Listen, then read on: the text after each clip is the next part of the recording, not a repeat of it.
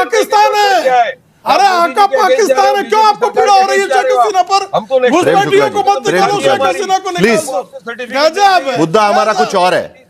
वारिस पठान की आका पाकिस्तानी आप कैसे कह सकते हैं? इसका कुछ कारण तो होना चाहिए ना। हर किसी को उठ के आप पाकिस्तानी है, आपके आका पाकिस्तानी है, ये तो कहना ठीक नहीं है ना प्रेम शुक्ला जी। आप भी मुंबई से हैं, वारिस पठान भी मुंबई से है। प्लीज इस तरीके से बातें मत करिएगा। हमारा मुद्दा इस बात को लेकर है, अगर इस देश में घुसपैठी है तो उन्हें निकाल बाहर करना चाहिए। उसके आंकड़ों को लेकर बातचीत हो रही है यहां पर। हम कैसे कह सकते हैं कि कौन पाकिस्तानी है कौन क्या? ये आज का मुद्दा नहीं है। हमें डेमोग्राफिक चेंज यहां पर देखे गए हैं, जो सांख्यिकी चेंज बताया जाता है सरकार की तरफ से।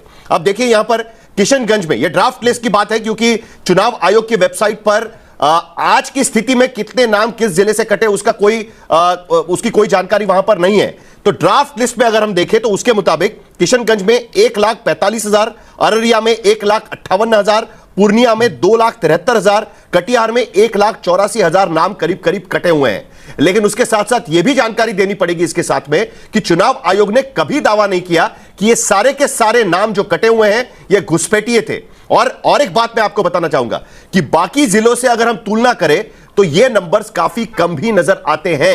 यह बात भी यहां पर देखनी पड़ेगी। इसीलिए प्रेम शुक्ला जी बार बार सवाल उठता है कि कथनी और करनी में फर्क। क्या सचमुच में इस देश में हर घुसपैठियों को देश से बाहर निकलना संभव होगा? क्योंकि आपने एनआरसी भी की हुई है आज की स्थिति में असम में, उसके आंकड़ों पर भी मैं आऊंगा। जल्दी से आपका जवाब, फिर तौसीफ जी के पास भी मैं जाऊंगा क्योंकि बंगाल की बात बार बार इसको लेकर आती है। निश्चित होगा, हर घुसपैठियों को निकालेंगे।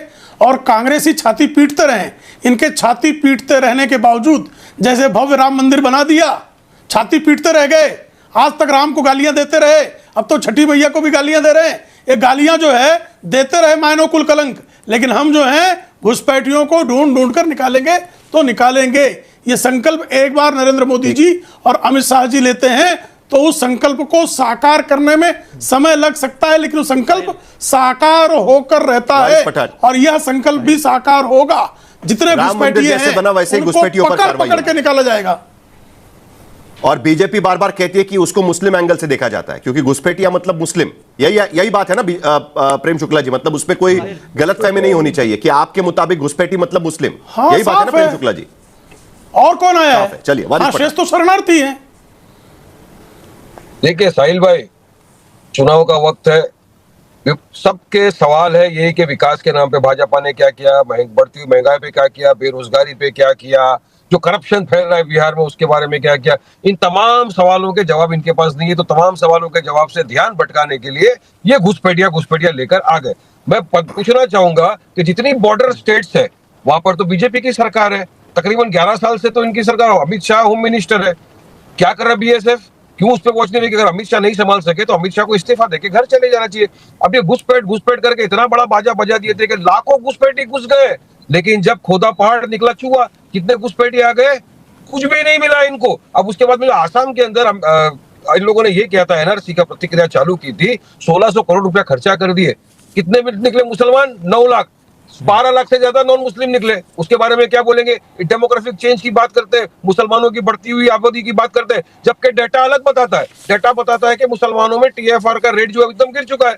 मुसलमानों के अंदर अभी जागरूकता जाग चुकी है। हाईएस्ट कॉन्डोम यूज करता है मुसलमान। वो भी डेटा बताओ ना, अमित शाह को बोलो, वो भी सबके सामने रखो, मोदी जी को बोलो, सबके सामने रखो।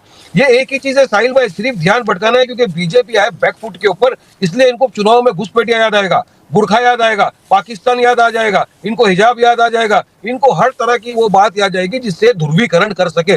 और बीजेपी का सिर्फ एक ही काम बच गया है, विकास के नाम पे जीरो, सिर्फ ध्रुवीकरण की राजनीति चमको। और ध्रुवीकरण करने का सबसे बड़ा टारगेट कौन है? मुसलमान। मुसलमानों के खिलाफ बोलो ये घुसपैठी आ गए, ये आ गए। अरे घुसपैठी, चलो मेरा सवाल तो प्रेम शुक्ला, मैं आपसे सवाल करता हूँ, कितने घुसपैठी आए हैं भारत में? उसका कोई आंकड़ा है कि आपके पास? कितने घुसपैठियों को आपने अरेस्ट किया? उसका कोई आंकड़ा है कि आपके पास? कितने घुसपैठियों के ऊपर आपने शुक्ला जी जल्दी से आंकड़ा है उसके पास? कितने घुसपैठियों को आपने निकाला? क्या इसका कोई आंकड़ा है कि आपके पास? कोई आंकड़ा, कोई फिगर, कुछ नहीं है इनके पास। घुसपैठियों को निकालना चाहिए कि नहीं, मूल मुद्दा ये है। आप घुसपैठियों से इतनी सहानुभूति क्यों रखते हैं? घुसपैठियों से इतनी सहानुभूति क्यों है मियां वारिस? सुनो, मियां वारिस इतना घुसपैठी आपके क्या मौसा लगते हैं? खालू लगते हैं आपके? घुसपैठी आपके खालू लगते हैं? काहे इतना परेशान हो जाते भाई? एक एक घुसपैठियों को उनका कान पकड़ के निकालेंगे। एक एक को निकालेंगे। आप चीखते चिल्लाते रहो मियां, एक एक घुसपैठिए को बिल्कुल निकाल देंगे, एक एक को पकड़ के निकालेंगे। आपने पूछा है, उनका जवाब देने दीजिए। प्रेम शुक्ला जी प्लीज जरा एक मिनट, वारिस पठान आपकी बात खत्म करिए। चलिए सही कहा कि एक घुसपैठियों को चूम चूम एक मिनट प्रेम शुक्ला जी, आता हूं आपके पास, दोबारा आता हूं आपके पास, दोबारा आता हूं। वारिस पठान आपकी बात खत्म करिए। बांग्लादेश की आई हुई मोदी जी की बहन है जो दिल्ली में रह रही है, शेख हसीना, सबसे पहले उसको निकालो। चलो है हिम्मत, ताकत है, एक घुसपैठी तो है ना वहां पे। अरे एक एक को निकालने के बाद एक को तो निकालो। प्रेम शुक्ला जी, आपको पाकिस्तान के खिलाफ है इसलिए जी जी, ये वारिस को चूंकि पाकिस्तान के खिलाफ हसीना है और इसके आका पाकिस्तानी है, इसलिए इसको शेख हसीना को निकाल दो। क्यों भाई हमारे जाकिर मियां जाकिर नाइक को गठबंधन लगाते इसलिए तुम्हारे आका पाकिस्तान है। अरे आका पाकिस्तान है, क्यों आपको पीड़ा हो रही है शेख हसीना पर? घुसपैठियों को मत निकालो, शेख हसीना को निकालो। गजब है। मुद्दा हमारा कुछ और है। वारिस पठान की आका पाकिस्तानी आप कैसे कह सकते हैं? इसका कुछ कारण तो होना चाहिए ना। हर किसी को उठ के आप पाकिस्तानी है, आपके आका पाकिस्तानी है, ये तो कहना ठीक नहीं है ना। प्रेम शुक्ला जी, आप भी मुंबई से हैं, वारिस पठान भी मुंबई से हैं। प्लीज इस तरीके से बातें मत करिएगा। हमारा मुद्दा इस बात को लेकर है, अगर इस देश में घुसपैठी है तो उन्हें निकाल बाहर करना चाहिए। उसके आंकड़ों को लेकर बातचीत हो रही है यहां पर। हम कैसे कह सकते हैं कि कौन पाकिस्तानी है कौन क्या? ये आज का मुद्दा नहीं है। अगर उनको पाकिस्तानी आपको लगता है तो आप उनको बाहर निकालिएगा। क्या सबूत है आपके पास इसके बारे में?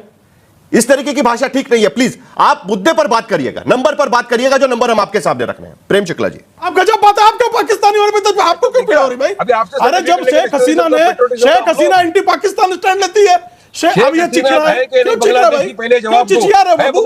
क्या हो गया मियां? क्यों मियां दाढ़ी में आग लग गई? मियां की दाढ़ी में वारिस पठान के आका असदुद्दीन ओवैसी और वो हमारे पार्लियामेंट में बैठते हैं, और उन असदुद्दीन ओवैसी को भारत सरकार ने विदेश में भेजा था ऑपरेशन सिंदूर के बाद भारत की भूमिका रखने के लिए। इसमें किसी का सहयोग करने की बात है नहीं। प्रेम शुक्ला जी प्लीज। सुनना चाहते हैं आप?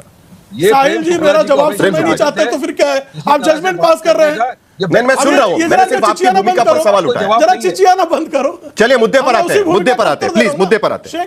मैं शेख हसीना एंटी पाकिस्तान स्टैंड लेती है कि नहीं? शेख हसीना का स्टैंड एंटी पाकिस्तान है। शेख हसीना ने जाकिर शेख उनको अभी साहिल मुझे लगता है कि आजादी के बाद के पहले गृह मंत्री हैं, आजादी के बाद के पहले गृह मंत्री अमित शाह जी, जो खुद अपनी नाकामी का ढिंढोरा राष्ट्रीय चैनल पर आके पीटते हैं। मतलब वो ये तो कह रहे हैं कि घुसपैठियों की फिर यार आप बोलने लगे बीच में, फिर आप बीच में बोलने लगे। ये 14 साल में 1.5 करोड़ फिर आप बोलने लगे, घुस गया है, फिर बोलने लगे यार, फिर बोलने लगे आप, पत्रकार हो, फिर बोलने लगे आप, पत्रकार हो यार, फिर बोलने। तुम आजादी के बाद के आज का भाई अरे आज के गृह मंत्री की देन है क्या? आज के गृह मंत्री की अरे संगीत रागी सुन तो लीजिए ना, आपकी बात शांति से सुनी गई थी। आशुतोष आपकी बात बताइए, चलिए आशुतोष बताइए। अरे भाई देखिए, संगीत रागी प्रोफेसर है, लेकिन पता नहीं प्रोफेसर की तरह बात नहीं करते हैं। दिक्कत यह, मेरी बात कंप्लीट खत्म।